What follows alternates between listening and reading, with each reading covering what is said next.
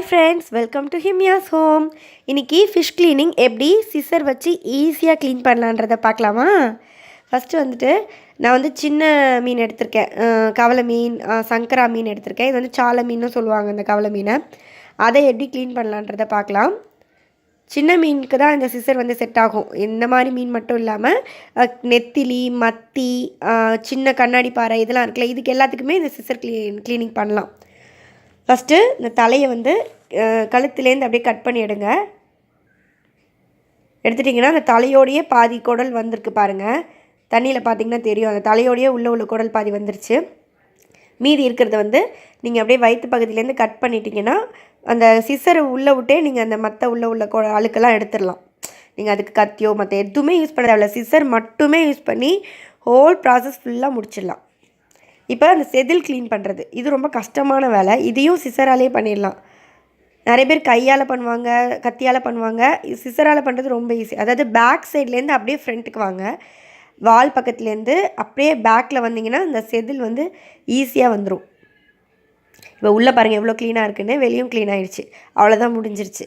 இப்போ வந்து இன்னொரு மீன் எடுத்து க்ளீன் பண்ணி காட்டுறேன்.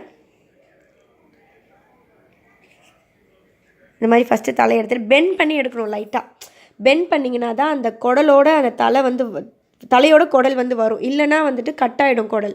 ஸோ அதனால் லைட்டாக கட் பண்ணிட்டு அப்படியே பெண்ட் பண்ணி எடுத்திங்கன்னா உள்ளது வந்து அப்படியே வெளியே வந்துடும்.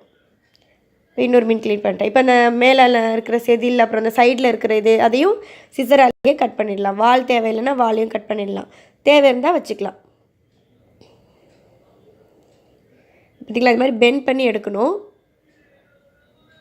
அப்புறம் அந்த மற்றதையும் கட் பண்ணிடணும். வயிற்று பகுதியிலேருந்து கட் பண்ணிவிட்டு அப்படியே உள்ளே அந்த சிசரை விட்டு எடுத்திங்கன்னா அந்த குடல்லாம் அப்படியே வெளியே வருது பாருங்கள். ரொம்ப ரொம்ப ஈஸி மெத்தட் இது. நீங்கள் வந்து நைஃப் வச்சு க்ளீன் பண்ணுறதுக்கு ஒரு 1/2 அன் ஹவர் ஆச்சு அப்படின்னா சிசர் க்ளீனிங் வந்துட்டு ஒரு 1/4 மணி நேரத்துலேயே உங்களுக்கு முடிஞ்சிடும். ரொம்ப ஈஸி. உங்களோட டைமை வந்து சேவ் பண்ணுறதுக்காக தான் நான் அந்த மாதிரி ட்ரிக்ஸ்லாம் வந்து போடுறேன். இன்னும் நிறைய ட்ரிக்ஸ் போடலான்னு இருக்கேன். நிறைய ஆல்ரெடி 2 ட்ரிக்ஸ் போட்டிருக்கேன். ரெசிபி வீடியோவும் போட்டிருக்கேன், பாருங்கள். செதிலே க்ளீன் பண்ணிட்டேன். எவ்வளோ க்ளீனாக இருக்குது பாருங்கள். நிறைய பேர் வந்து ஃபிஷ் க்ளீன் பண்ண தெரியாமல் இருக்காங்க. அப்ராடெல்லாம் வந்துட்டு க்ளீன் பண்ணி கொடுக்க மாட்டாங்க, நம்ம தான் க்ளீன் பண்ணணும் அப்படின்னு. அதுக்காகவே நிறைய பேர் வாங்குறதுக்கே இது பண்ணுவாங்க, கழுவ தெரியாதுன்றதுனாலேயே. ஸோ வந்து அதனால தான் இந்த நான் வீடியோ போடுறேன். ரொம்ப ஈஸியாக நீங்களே வீட்டில் க்ளீன் பண்ணிடலாம். நல்லா பாருங்கள், அதே மாதிரி ட்ரை பண்ணி பாருங்கள்.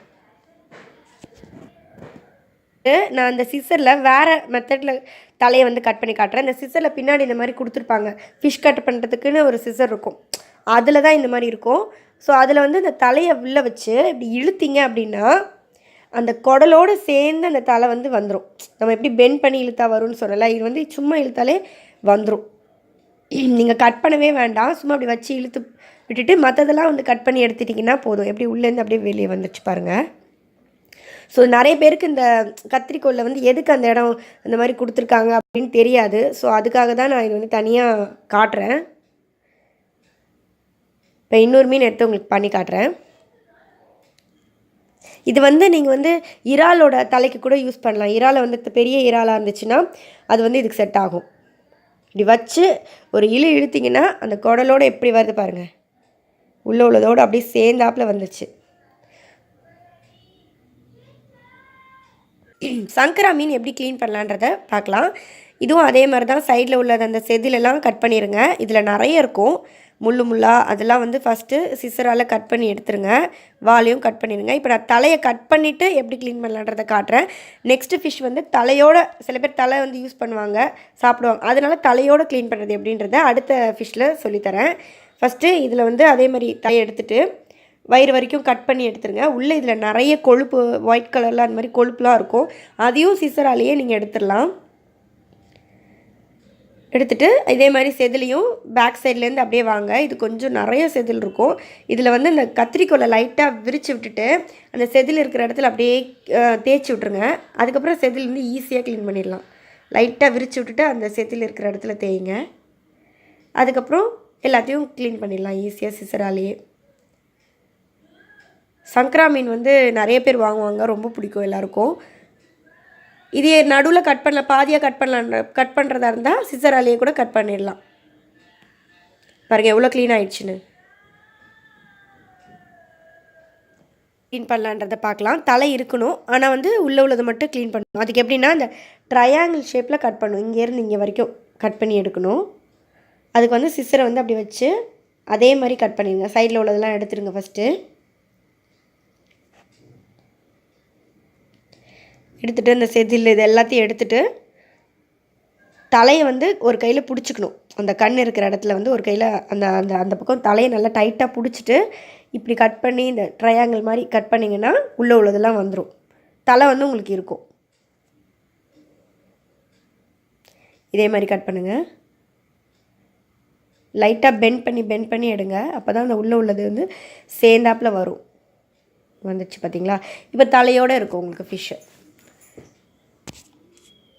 அதுக்கப்புறம் நீங்கள் கத்தியை வந்து உள்ளே விட்டு நம்ம முதல் மீனுக்கு எப்படி க்ளீன் பண்ணோமோ அதே மாதிரி க்ளீன் பண்ணிடலாம்.